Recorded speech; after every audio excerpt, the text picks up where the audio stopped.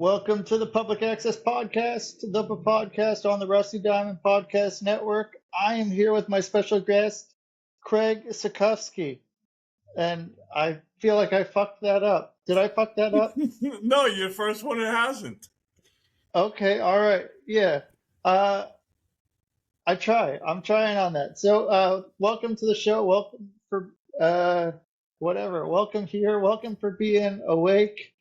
Welcome. I'm sort of awake. This is later than my time too, so we're both going to be a bit on the other side of everything. So it's where it is. What's your time usually to shine?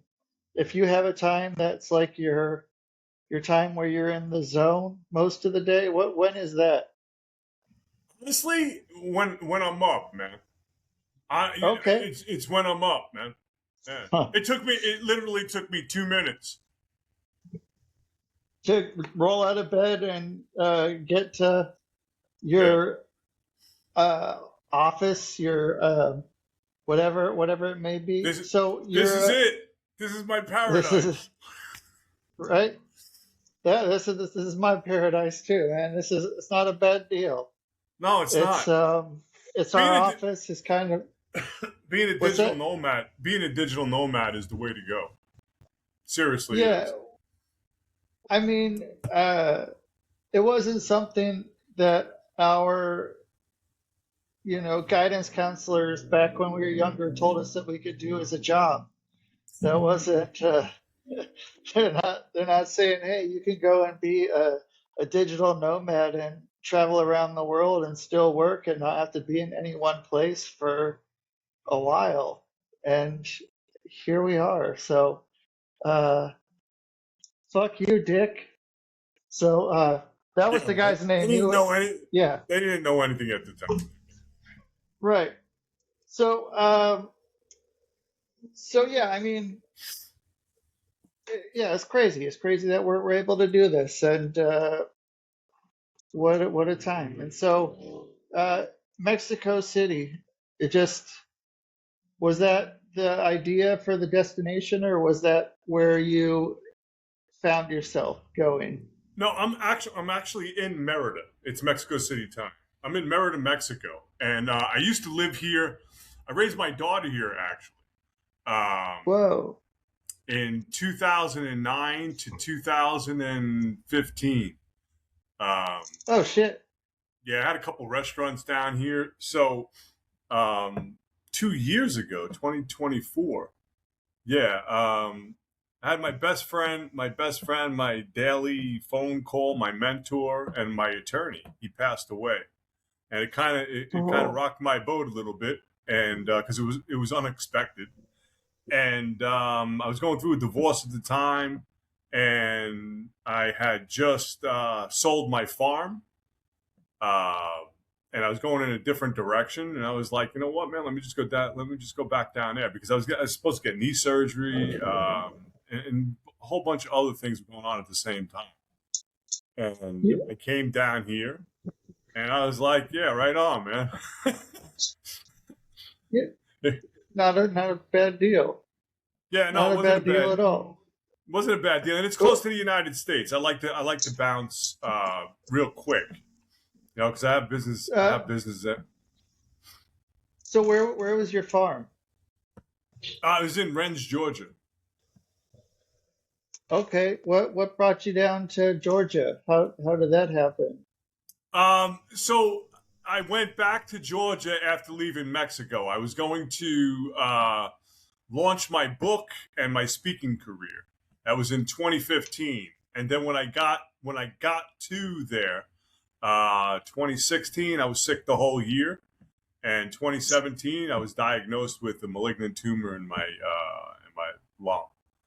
And that's where everything started. That's where everything just started going downhill, because I ended up fighting for 10 years, man, and I'm on the other side of it.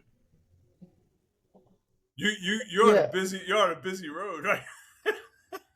Yeah, no, it's fucking crazy all the time. It's 24 hours a day. I guess it's Thursday night, so there's some people coming here. It's it's a bit of a tourist town. So I mean, and it's like What the main road. what town are you at? Uh, Where are you at? I'm in like let's see. So I guess is San Juan. I'm just south of San Juan, up in La Union, up in the Philippines. Very So cool. like I'm just across the out in the water from Taiwan. So like Oh, really? yeah, yeah. So like, but this is like the surf capital of the north here. So this little spot. So It's a little like the haven. main road, yeah, the main road that goes through here is fucking it's my Right place, outside your door. this main crazy road, and then the beach. So That's like, really cool. yeah, yeah. I wanted a 5 minute walk to the beach, and I have that, but also I'm on a very busy road. But yeah, I like it here. I've gotten used to the noise. I don't know, like I do like the idea of going out into the country more, but I want to be able to find a way to still have a close commute to the beach. To the beach, But yeah. yeah, so yeah, but yeah, I mean, yeah, there's a lot. I'm not sure what all is going to pick up. I'm trying to figure that out. I might be able to work some magic here on the back end. But yeah, I mean, it's anytime I'm on a call with anybody, like trying to do hypnosis and stuff over the phone, it's like don't pay attention to the noises in the background. It's just gonna pull you in more and more. The more you try to think about it, the more it's gonna take you No, deeper and but deeper. it's And true. But it's true. You know, you have to think about it. You have to think about it in that respect because it's like what we do, right? Because I do everything is right, subliminal. Everything is subliminal. Everything is the way the mind works, and you utilize the distraction to get deeper into thought. Yeah, so yeah, I yeah, hear that, man.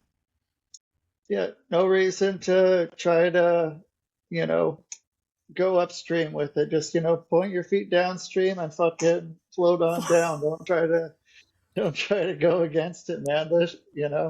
It's going. So what's your mind going? Like, what's going on in your mind as far as figuring out? Because that's an interesting part you picked up on. Um, with let's see, how do I phrase this? So like you said that everything is kind of subliminal, which I agree with. Like everything is, you know, sort of out there. Everything we take in, subliminally. So um, it's there, whether we want to fucking think about it or not. Some things get blocked out, but it's still accessible. It's still accessible sometime, and anything we do or think about is still It gonna be there. it is because what I operate on, right, is I've mastered for myself, right? I've mastered my reticular activating system. Like I've tapped into, right? So like Oh, shit. what I do is like this stuff. So Well, oh, I have my notes all over the walls. oh, So yeah, when I want to learn, I know that I ain't paying attention to shit. But they're all on the wall, right? So like yeah, my next project, I just put the clean papers up because I'm changing direction on my project, right? So next month I'm going around the United States for the 25th anniversary of the World Trade Center. So I'm going to be interviewing 9/11 responders, cancer patients, and I had this big thing set up. And I yeah. sent thousands of emails, thousands of emails, thousands of emails. And what I got back was anything west of Ohio, nobody really gives a shit about 9/11. Oh, shit. So Yeah, it's a regional thing, right? So Yeah. I had to pivot and change Whoa. direction and go like, because now it's the Eastern Seaboard route instead of Okay. going from Atlanta to LA to San Francisco, back across the United States and rolling September 11th into New York City. Now Yeah. it's Atlanta to Miami to West Palm to Tampa to North Carolina. So everything just changed, right? And people like, oh my God, you changed your project. You moved that. So project's not started Yeah. yet. So you just pivot. Right. You can't comprehend that. You can't move faster than that.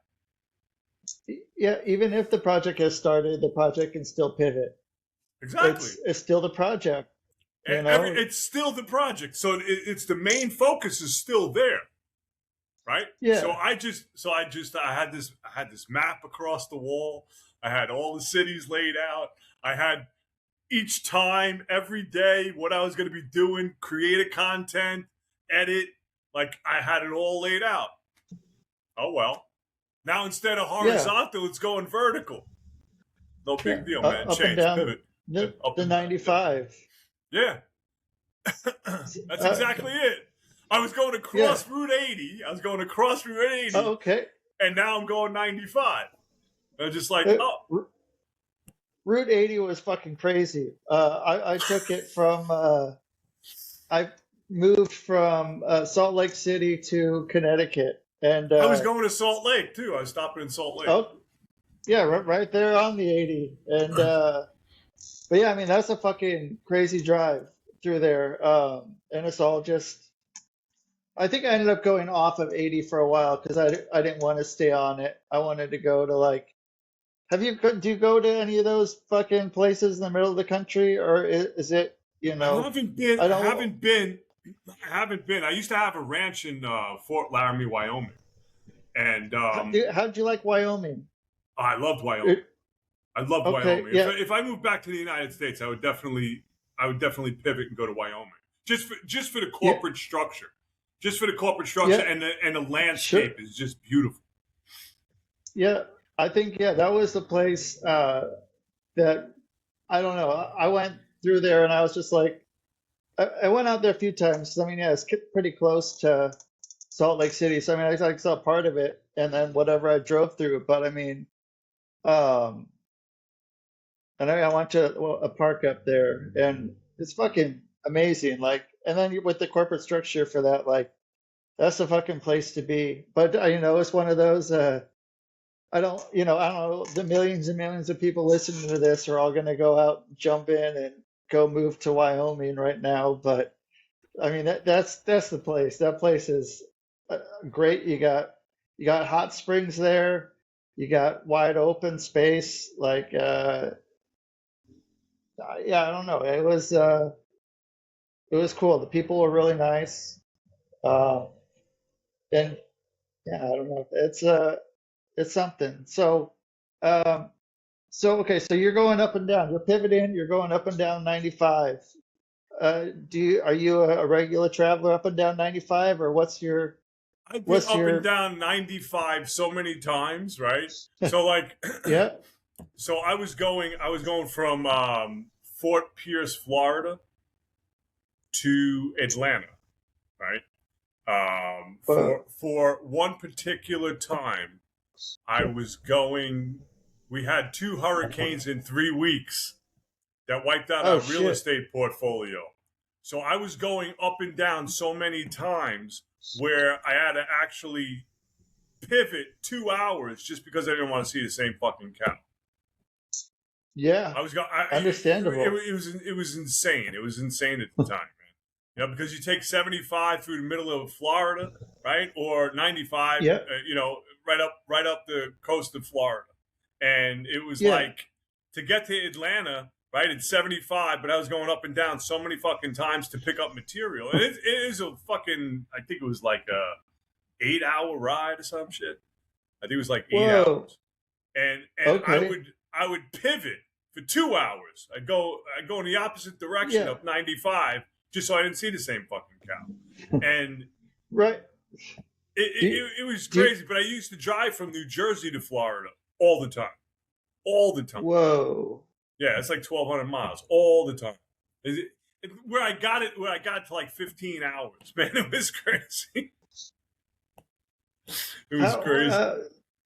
So do you normally take the same route most every time, or like when does it get to a point where you're thinking I got to go a different route? Like once you get to a spot where you have the route down so well, you know how to shave off every minute, and then you're like, I can't do this anymore, or is it No, sometime before then? sometimes like so. A lot of times it would be, yeah, I can't wait to catch, Joey because his biscuits are great, and I know that he's taking them out of the oven at fucking 7 a.m.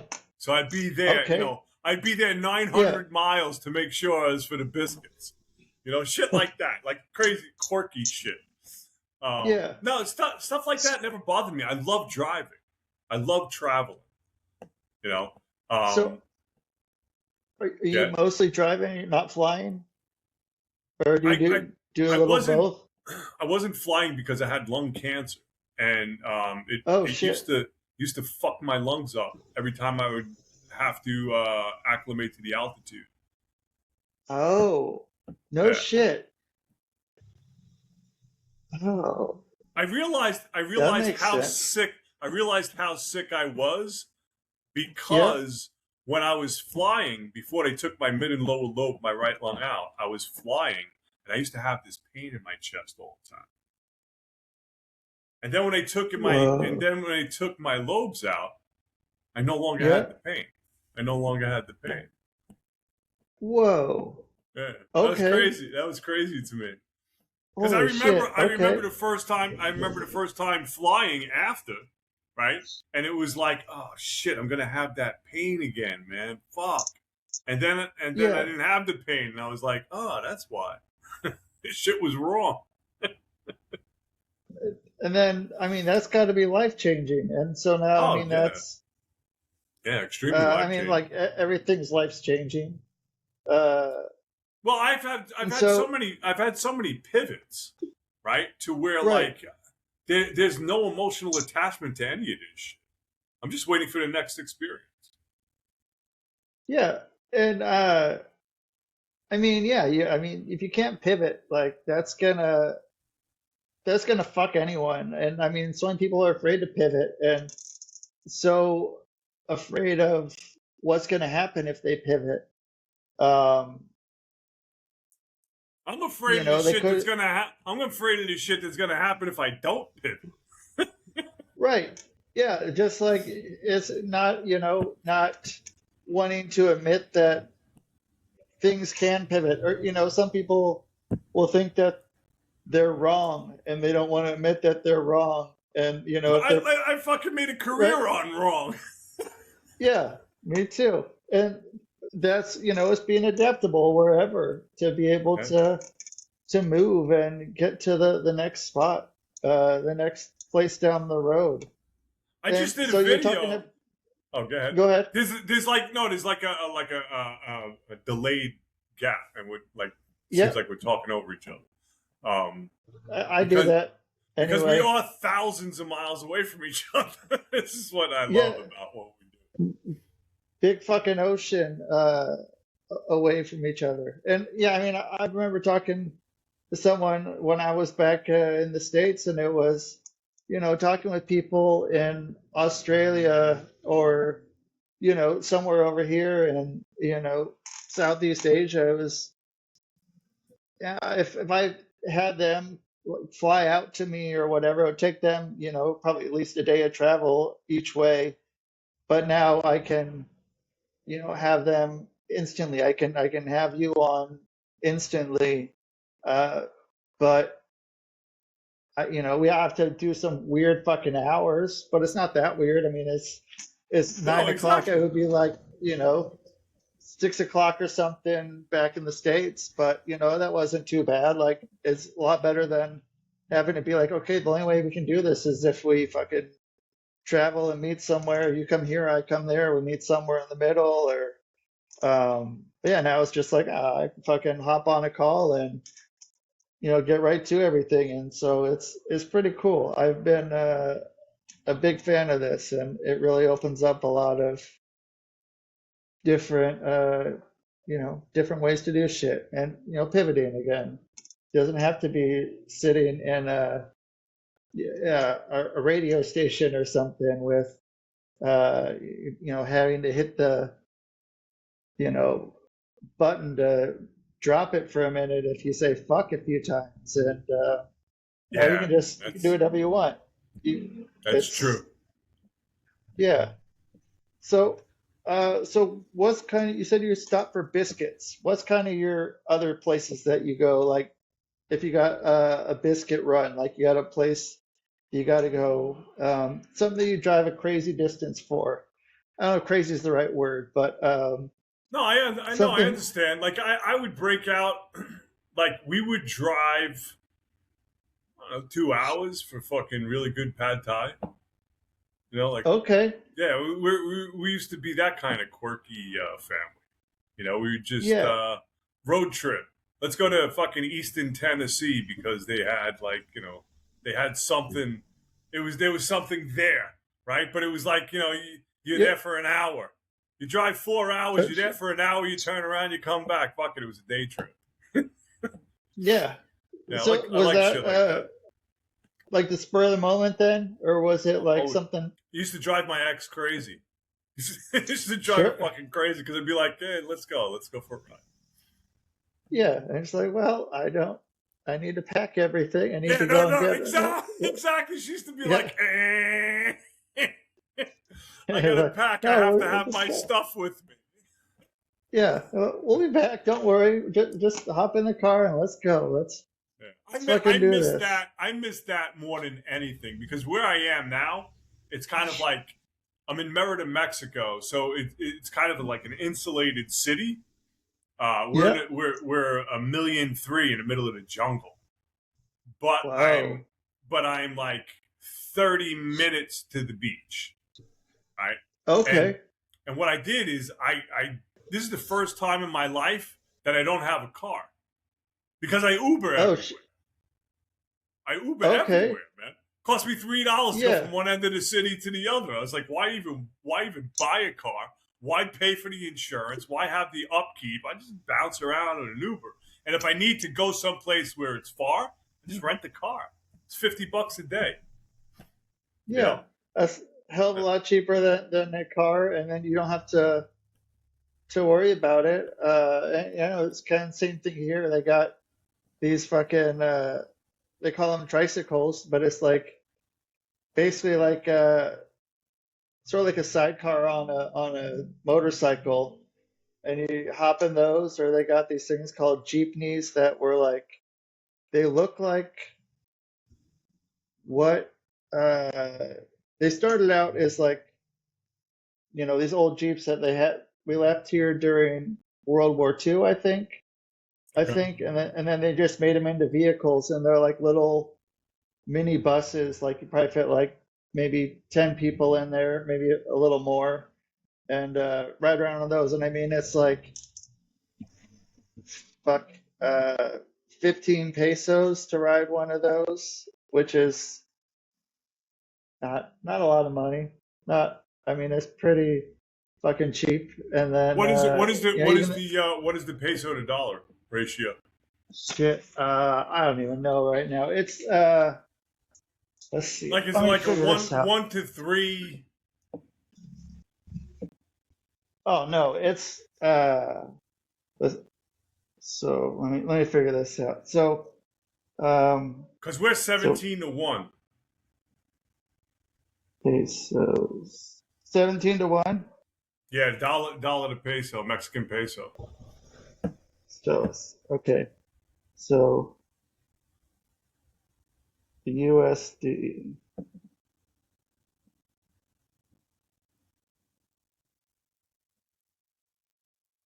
So $1 is 61.84 pesos. So Okay. like so 15 15 pesos. So like to get like anywhere around town, it's about a quarter, and it's pretty fucking cool. So like, yeah, if I haven't really gone anywhere here. Like, if I want to rent a car, I guess I could rent a car. Maybe I don't know where I'd rent a car, but I could probably do it somewhere. But I just, yeah, 25 cents to get around, and um, Adapt. yeah, Just adapt. yeah, right. And yeah, so you're a pad thai guy. Is that what you were talking about? Yeah, Do you it's know? just an example, but yeah, pad thai. Okay.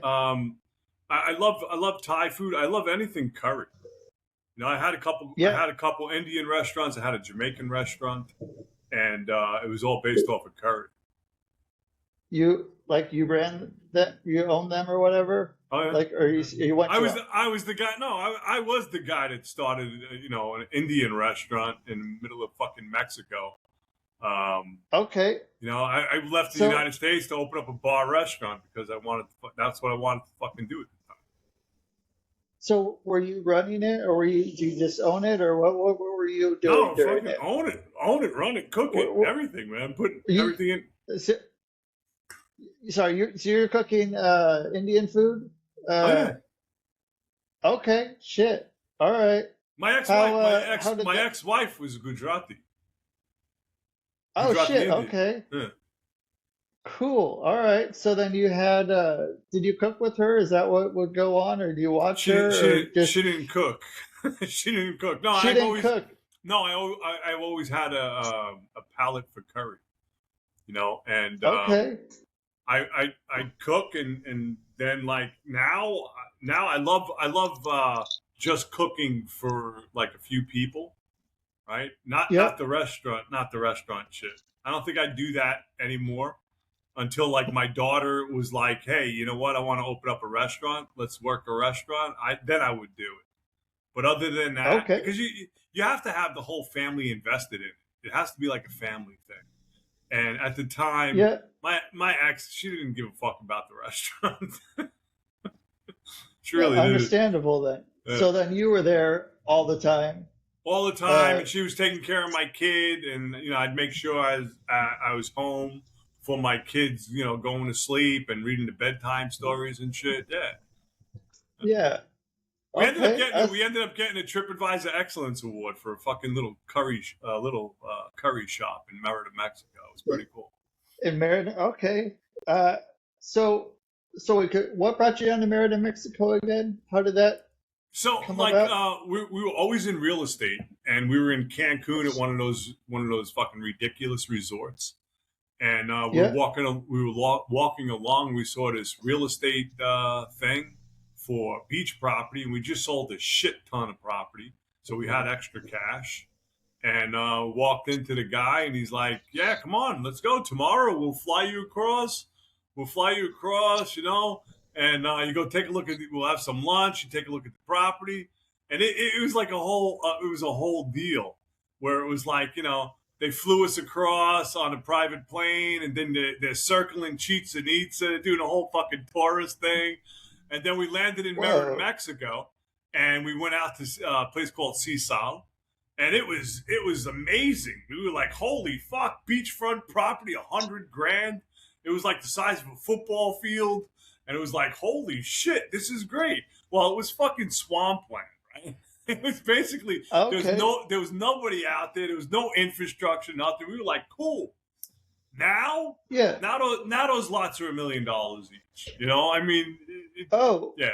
Yeah, Okay. the infrastructure is nothing but like 6,000 square foot houses out there, and yeah, it Well. turned it because it's 20 years later, so the place grew, and Yeah. I wish I still had it, The- but I mean it's real estate, no big deal. You just go buy someplace else. You pivot. You pivot, Pivot. and you go Life's about pivot. grab another. Yeah. So okay. So and you just. Ended up in I Merida, mean, Mexico. We were going down the street. Like we didn't know. Like we were in the process of either looking at Amsterdam.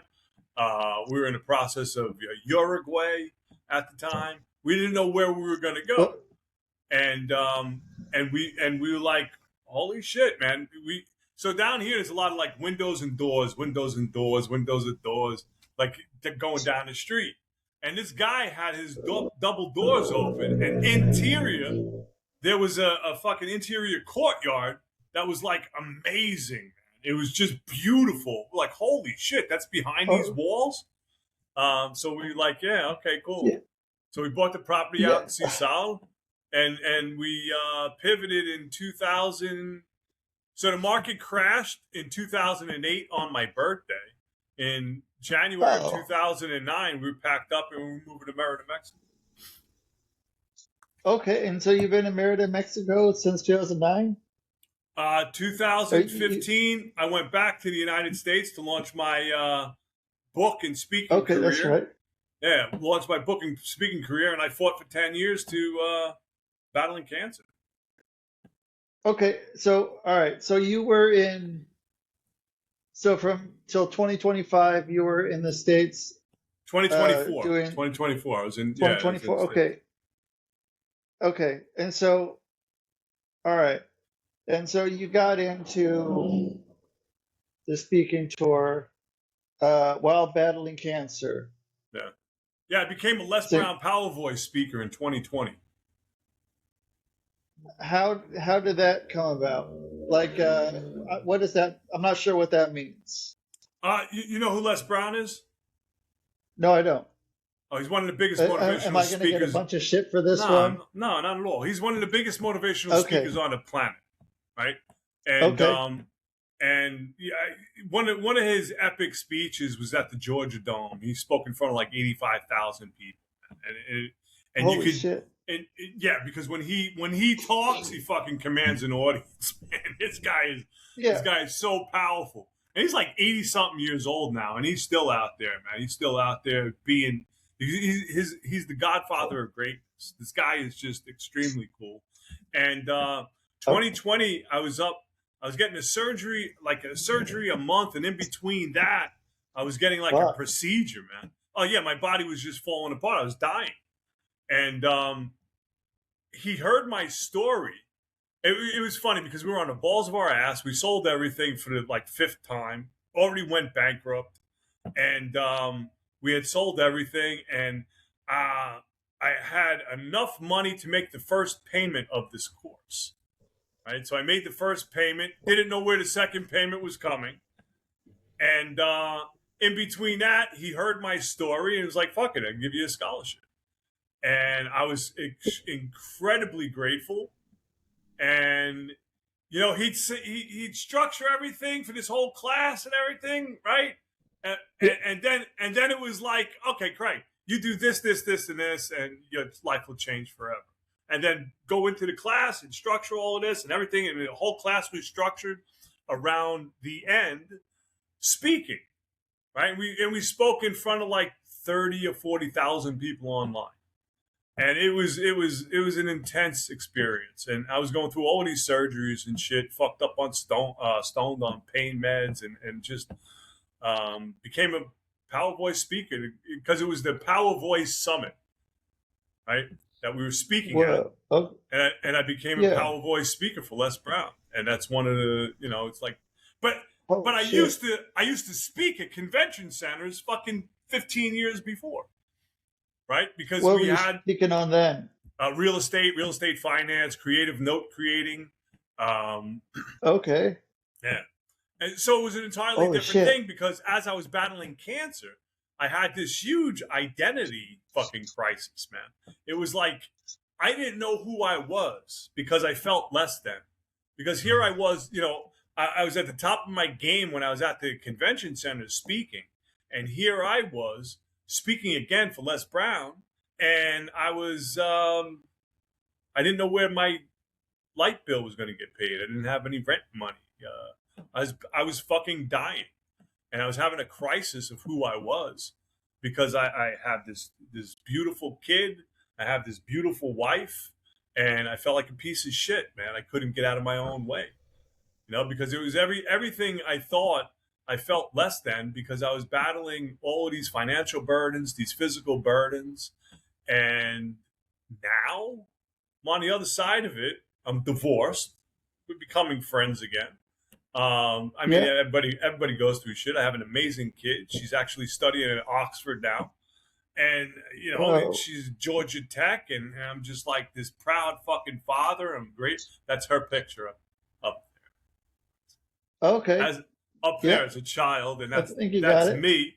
That's me at September 11th. So I keep these two pictures up here just to keep me, just to keep me balanced and remember Yeah. things, like my notes all over the walls, right? I just know subliminally that I'm studying things that I can't see, and I Yeah. keep my shit in check and constantly So pivot, man. Constantly pivoting.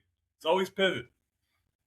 yeah, and I mean, so when you're going through all the shit, you decided I'm gonna invest in myself.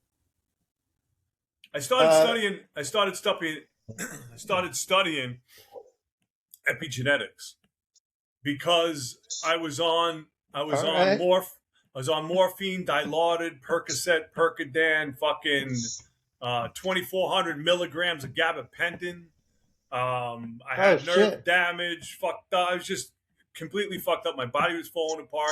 And my girls were like, "Look, man, you're a shitty person when you're on these drugs. You're fucking nasty." And I was like, "Oh, that's it, man." Because I remember when I was a kid, I was a drug addict, cocaine and barbiturates, and Yeah. I knew what it was like to detox, right? Because I detoxed in this fucking apartment in Cliffside Park, New Jersey, in his basement Oh apartment, right? In his yeah. basement apartment, and my next roommate was smoking crack at the time, and it was like I remember vomiting, puking, like I remember all of that shit. And I was just like, nah, man, that's it, boom, done, because I had already Yeah. at that time when I was breaking the cycle, I've already done 300 rounds of dimethyltryptamine to get out of my head. I've already done peyote ceremonies with the Wichita Indians. Like I know who I am, what I'm capable of, and Yeah. I needed to cut Well. those drugs out, and I did. And I walked away, and I was studying epigenetics, and this is the first time I had the epiphany about epigenetics. So I was going to a 9/11 yearly physical, and the doctor at the time did they did the X-rays and stuff, and I walked in. I think I was studying epigenetics for like 2.5 years, self-isolating and meditating and tones, frequencies, and like all of that shit. And the Yeah. doctor at the time, I walked into her office, and she's like, "Craig, have you ever had a bad X-ray?" And I was like, "Fuck, man." She's going to tell me I'm going to be dead by Tuesday kind of shit. And come Yeah. to find out, so like I had that feeling like, fuck. And then I was like, you know what, man, whatever she tells me is not going to wipe the smile off my face or give me a shitty day. And immediately, come to find out, she didn't even have my paperwork. She didn't even know that I had Uh, my mid and lower lobe and my right lung removed. So there was this fucking cloud there, and she didn't even have the paperwork for it. So she thought that I was fucked, but I was already fucked 2.5 years before. And yeah. Rusty, it was the Well. epiphany. It was the epiphany for me because my biochemistry didn't change, man. I didn't get that oh fuck feeling. I didn't get that chemical change. And I was like, holy Well. shit, this stuff really works. And I just doubled down, and now I'm just who I am, man. I don't have any emotional attachment to shit. I show people how to regulate their nervous system. I show people how that, you can go through whatever the fuck it is that you're going through and have zero emotional attachment to it. It's work, 100% it's work. I mean, the mind, the whole mind behavioral thing. It's you have to Right. shut certain parts of your mind down to develop other parts of your mind, and you have to keep everything in its little box, and you got to keep everything in its check. And I was talking about mind mapping the other day, right? And this guy was like, explain mind mapping to me, because it's all fucking psychologies behind mind mapping and all this shit. I said, you want to know what mind mapping is? Take a fucking piece of paper, write a fucking line down the middle, put pros and cons of your life, right? Then you take the Yeah. cons and you burn them. You concentrate on the pros.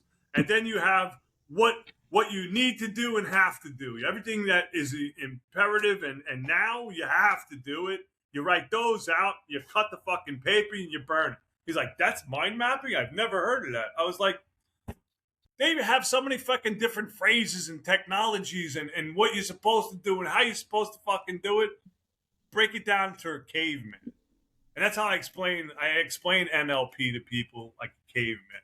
I explain, subliminal messaging like a caveman, subconscious behavior like a fucking caveman. Because the average person, you start talking about the quantum field and tapping into the human Wi-Fi, people get lost, man. They're like, what are you talking about? Like we all have this energy field. Every fucking human on Earth has this energy field. It's just the distractions of everyday life, right, takes it away from people. And I explain it in a way where it's like, you got to speak like, I look at everybody like they're in kindergarten, myself included, and it's like, that's how you get to people. I was gonna say, that's why with fucking ChatGPT, like the biggest thing that people do is explain to me like I'm 5, and like that's what like the same thing. Like that's how people understand. Like anyone can understand it. You don't need to go and have these big complex fucking parts. Like it's not necessary. Like quantum leaping and quantum physics and quantum just means bigger. That's all it fucking means is bigger.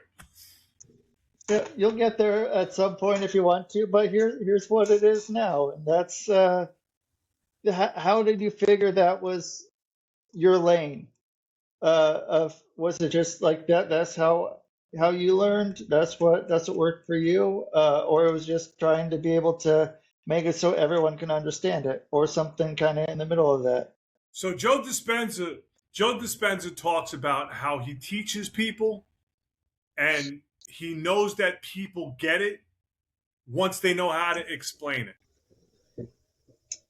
And that's his primary thing, because he wants everybody to learn this shit, right? So it's like we all have that ability. I love when I talk to people and they're like, no, I can't learn like that. It's like, that's how you learn. That's how fucking it's human behavior. That's how humans learn. Right? So you thinking you don't learn that way? Okay, whatever, man. Obviously, that's not the person I'm going to be talking to, and let's just move you to the side because you have other shit. Split it and burn it. You have other shit you got to figure out first before you even come over here, right? And and it's not looking down on people. I realize that you have to meet people where they're at, not where you're at, in regards to everything, right? But what I've learned is to break things down to a ridiculously stupid level, like caveman shit. And we all learn from caveman, very basic. So when I talk about, the quantum field, people like, explain this to me. I said, okay, the quantum field is, and I hold up a phone. I said, okay, the quantum field is, they've dialed into a network, right? Because you have your phone. You have your phone. You're using your phone, right? There's no lines here. There's no lines. They've been able to tap into a field that sends you your fucking cell phone bill. You can't see it, right? You can't see the frequencies. You can't see all of that shit. Right. But it's there, and you can tap into it. Humans have the same capability. We all have the same capability. We tap into the quantum field. I call it the human Wi-Fi. It's the reticular activating system that just wants to please us, whether we think we're right, we're wrong, time is irrelevant, all of that shit. It doesn't know the difference between fantasy, reality, doesn't know the difference between time, whether something happened 30 years ago, whether something happened just now. But it's the emotional attachment to everything. So when I work with my clients, I have them have a recall that I know is going to fucking hurt, man. It's going to fucking hurt. Oh, And I don't do it for this reason. I do it to show them, right? So if I'm some worst fucking thing in the world, right? And psychiatrists like, no, you don't want to have that recall. No, you want that fucking recall because you want to explain to them. You want to explain to them when they're, oh shit, they got that feeling like, whoa, they just had a state change, a physical state change, right?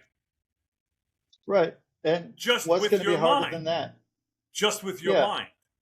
Because the incident happened 20, 30 years ago. So just with your mind, you changed your biochemistry set.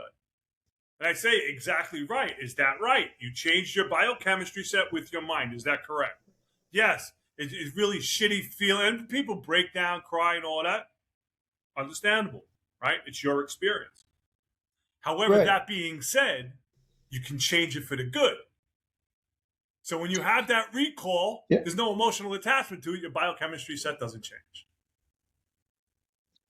This is my lane. This is my lane.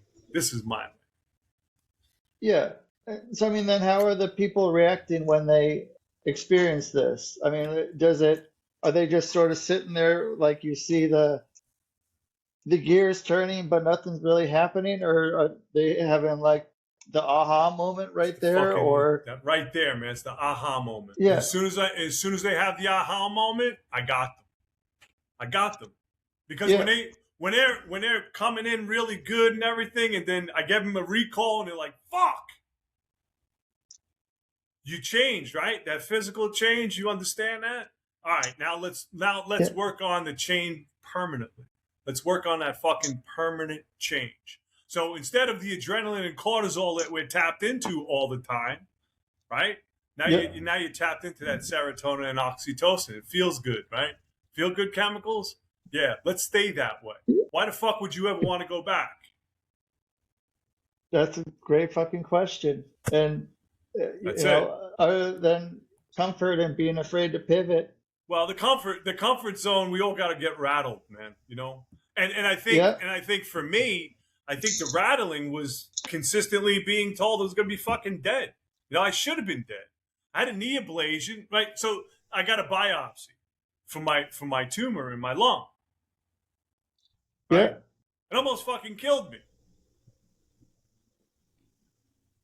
Fun. Okay. Right. So that's one. Yeah. Pivot. That's what. Yeah. You can pivot. Some people don't pivot. Some people just fucking die.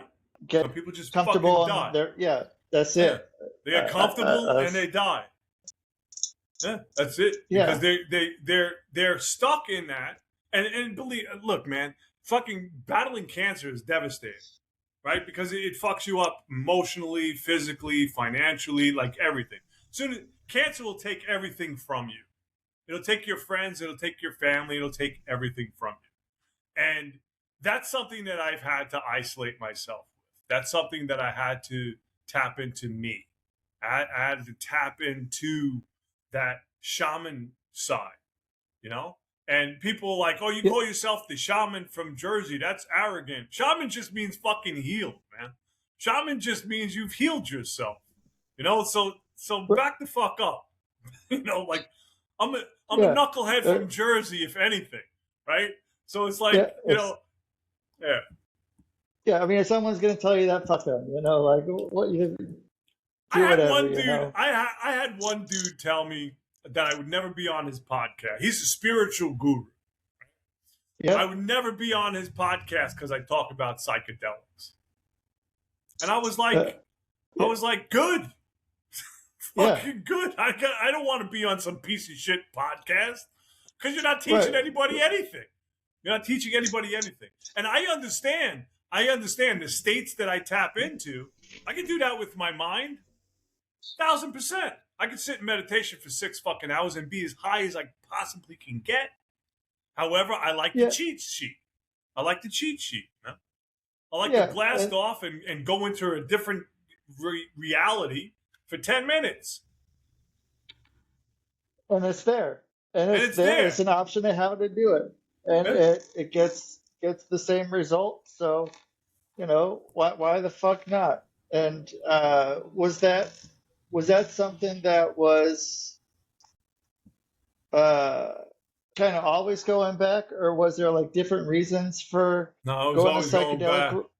Yeah, Ever since I was a little kid, yeah, we'd be fucking tripping on mescaline and going to homeroom in fucking high school and shit, and yeah, meeting up in like chemistry set and tripping on LSD. Yeah, we were okay, just crazy kids, man. We grew up in the street, and it was like yeah, it was a constant, because I had to tap into the shit that I went through as a kid. I was molested as a yeah, kid. I was a drug addict in my teens. So I look at my life now. I'm 60 years old. I look at my life now and I understand why I did the things that I did. I understand why humans do the things that they do based off of their experiences, based off of the emotional attachments that they have to things. So that this, and so I tap into my shit in order to help other people. right. And yeah, if you can't tap into your own shit, then like, what are you teaching? Like, you know, how are you? You know, it's hard to fucking take people through it if you've never been through it yourself. I believe And so. I really do. And I think we're so arrogant as humans, right? That like, oh, I'm a life coach. I have this certification. Oh, I'm a fucking business coach. I have this certification. Oh, get the fuck out of here, man. I'm a business coach yeah, because I had 50 failed fucking businesses in 12 different genres in 5 different countries. I'm a life yeah, coach because life has kicked my ass, right? Life has right. beat me down so many times where I needed to learn how to survive and get back up again. And you're going to Yeah, attract your tribe, right? It's going to be the people that you attract, or if those people want those certifications, God bless. Go to the fucking certified people. I'm yeah, certifiably insane, so that's going to give me my benefit. Somebody I yeah. was talking the other day. Somebody was like, "You're fucking crazy. You're fucking nuts." I was like, "You have no Yeah. idea how nuts I am. You have no idea how fucking complicated this mind is. This is the deep end Yeah, of the pool, kids. I mean, you want to fuck. yeah, but you know what? I can fucking swim. Yeah, no, I exactly, learned man. how to Yeah, swim. I You learned how know, to swim. Exactly. Yeah. yeah, I'm not fucking sinking here. You know, I got what needs to happen, and I figured out how to navigate this brain. I navigated everything that's gone in, everything that's been thrown at me. I've been able to do that, and now you're when's your tour starting? It's So it's starting. It's starting next month, mid August. Um, yeah, and I'm not getting anything out of this other than love for people. People like, oh, you're gonna bank on it. No, fuck no, man. No, I set up a GoFundMe. GoFundMe picked it up, right? GoFundMe's helping with yeah, me with my media campaign. Like they heard my story and like they're like, yeah, yeah, man, all right, cool, because that's how they get fucking paid. I get it, I understand, right? But right, only fucking but one great. 1 to 3% of the GoFundMe's get picked up by GoFundMe. So they heard my story. They're like, oh, yo, September 11th, 25th anniversary. This crazy fuck, he's driving around the United States, like telling his story and interviewing first responders and cancer survivors and cancer patients, because I believe this is my gig, man. Right? So I needed to live Yeah, through all of this shit just so I could have like the empathy for everybody that's going through whatever they're going through. Because I don't want people to feel like they're going through something and they're by themselves. No fucking way, man. And it's cancer and yeah, mental health, because you get a diagnosis with cancer and your mental health goes away, man. You start fucking losing friends and family members walk away from you because you're not the fun person anymore. You're dying and they don't want to see you like that. It's just the whole thing about cancer is crazy. And then you have the cancer societies, right? Donate to them. yeah, They don't have any cures. They don't have any fucking cures for cancer. Fuck out of here. There's plenty of cures for cancer. You know, it's not yeah, chemotherapy and radiation that kills you. It might yeah, you and might takes your money. yeah. Oh, and takes your money. Oh, yeah, tens of thousands of dollars for chemo bags and shit like that. Yeah, to destroy you financially. And people, and I can't talk about I can't talk about the drink that I make every day. I can't talk about that, right? It's keeping me, and guys like, oh, you talk about this health shit and, you're still sick. No, motherfucker, I'm still alive. That's the point. I'm still alive. I'm past my expiration date, right? Yeah. So it's like, no, yeah. What, I can't, go ahead. what's your drink? Is that a special concoction that Took me 4 years. That's what. pending? No, it's not even patent pending because it's all you got to do is fucking change the recipe with one thing. It's like, how can you patent a fucking beverage, right? Yeah. I'm not Coca-Cola. If you could figure this out, I even give the fucking recipe out, man. I want everybody to understand that there are things that you can take. Look, I know there are people like man, I miss her so much. I had a beautiful friend, Sandy, that I took care of before she died, and she had cancer, and going to the doctors was ridiculous because every doctor that they went to, they were like, just go home and die. Just go home and die. There's nothing we can do for you. Just go home and die. And she went home and died. And the thing is, it was like, I knew because there was a product, I won't mention the name, Ensure, that they give to cancer patients, and they're like, oh no, drink this shit. It's like, that's garbage, man. It's fucking, it's disgusting. It's garbage. It's not a drink that I want to drink when I need substance. I need substance that's going to keep me fucking going, give me nutrients and shit. And it's like, this drink that I make, it's cordyceps, turkey tail, it's fucking, it's lion's mane mushroom, all mixed together, right? It's got some super green powders in it. And I drink it twice a day. And I lost 40 fucking pounds since I've been in Mexico. I'm getting my health back. Hey, look, the alarm for the show that we were supposed to be on just went off. Perfect. Wake up. Time to get up. So it's like, so you lost 40 pounds and your fucking symptoms are subsiding. I'm still battling shit. I still have GERDs. I still have Barrett's esophagus. My throat literally closes, and when that happens, and it doesn't matter if I'm eating, drinking, talking, it'll literally just fucking lock, and I have to grab my throat, right? And I've learned, like, the first couple of times, ER, just fucking directly to the ER, because I'd be in panic mode, and my ex would be in panic mode, like I'm fucking choking and shit. And it's one of those things where I just grab my throat and I just gotta ride it out. I slow my breathing down, and I just calm myself down. And it's like, all right, I'm better. Because if somebody comes to like help me, they'll fucking kill me. I almost died twice down here from that. Shit. Just it's crazy. I was told 4 different times that they were potentially being treated for cancer 4 different times.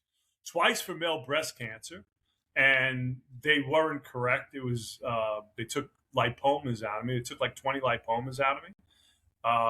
One time for lung cancer. Bingo, they were right for that.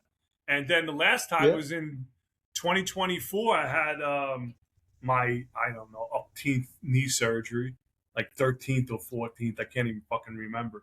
And in September of 2024, and in November of 2024, I went back to the surgeon, and he was like, the reason why it's not healing is I believe you have synovial sarcoma. And Rusty, I'm telling you, 5 minutes later, he addressed me again, and he was like, I want to know one thing. How the fuck did you just start laughing at me? I gave you a potential diagnosis of synovial sarcoma, and you just started fucking laughing. I was like, of course I got synovial sarcoma. Just like I had fucking breast cancer, And my buddy that died, my buddy Tom that died, we used to go back and forth all the time. Like I said, he was my daily phone call for 30 years. He used to be like, one day you fucking pussy, you're going to get a manly cancer. And it's going to, it's not going to be breast cancer, And it was just like, that's the sixth sense of humor that we had. But you have. Yeah, you have to have it. You really do. I mean, I've seen some. Like, I've been blessed to do a lot of things. And down here in the Yucatan, I have a friend of mine, Kimmy, and she has YGO. It's it's a foundation that helps everybody. She's like she. I don't like to say Mother Teresa because we all know how that ended. She's just this beautiful soul, right? Kimmy's a beautiful soul, and she helps everybody. And I get blessed to work.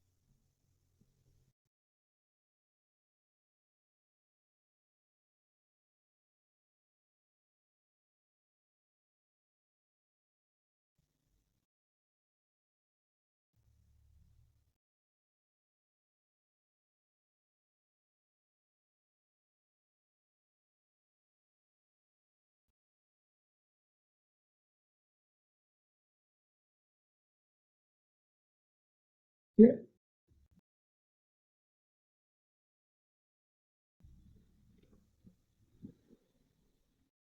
yeah,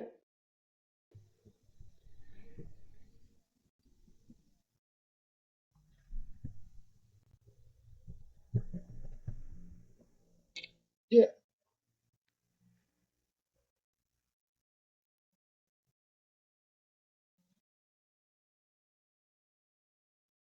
yeah,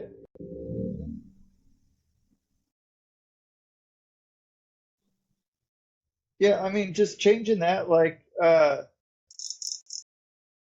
I mean, not saying I need to do this. I gotta fucking do this tonight. Like, it's like I get to do this today. Like, I mean that's what's going on. Like, I could say, oh fuck, man, I gotta record this podcast tonight. Then it's like, no, I fucking get to have this fucking cool ass conversation, and like, I don't know what's gonna happen. Like, this is cool. Like, it's something I gotta look forward to, and so that's what it's about. And so uh, everyone can find you. They can go down here.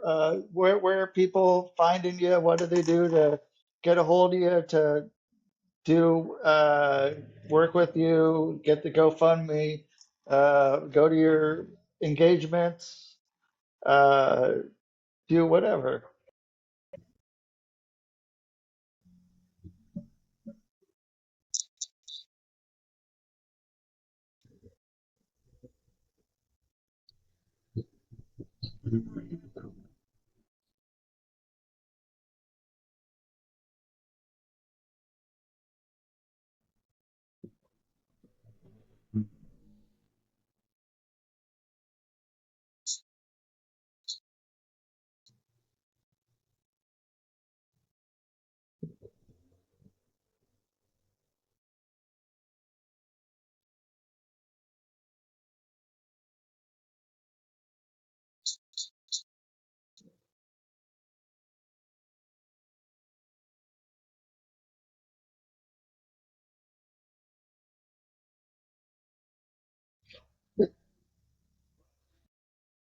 Yeah,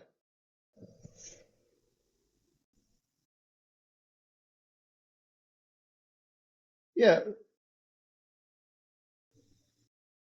Get some of those biscuits.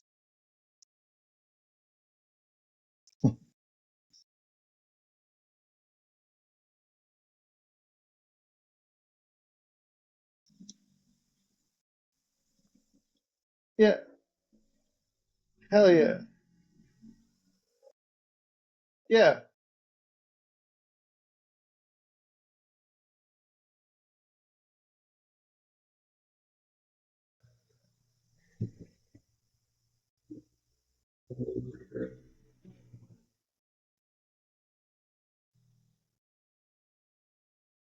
So,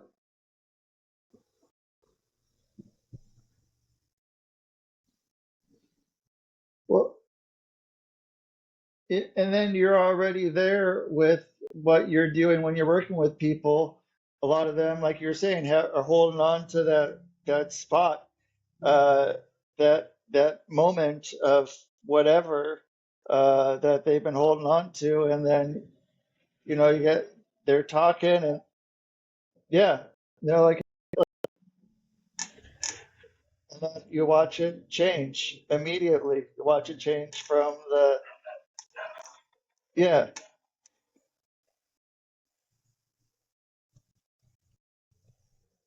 yeah,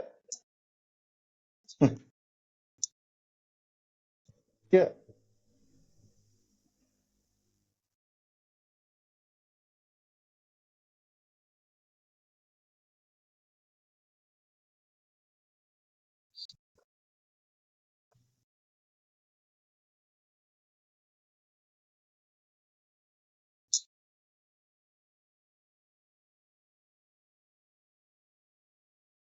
yeah.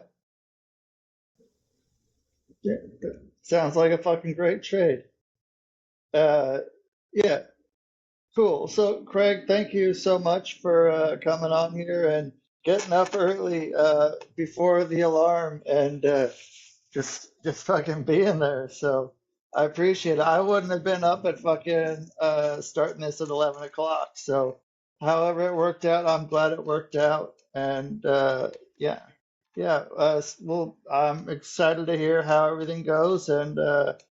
Yeah, I'll check out your journey along the way, and yeah, we'll stay in touch, and hope you have a good rest of your day. All right, you bet.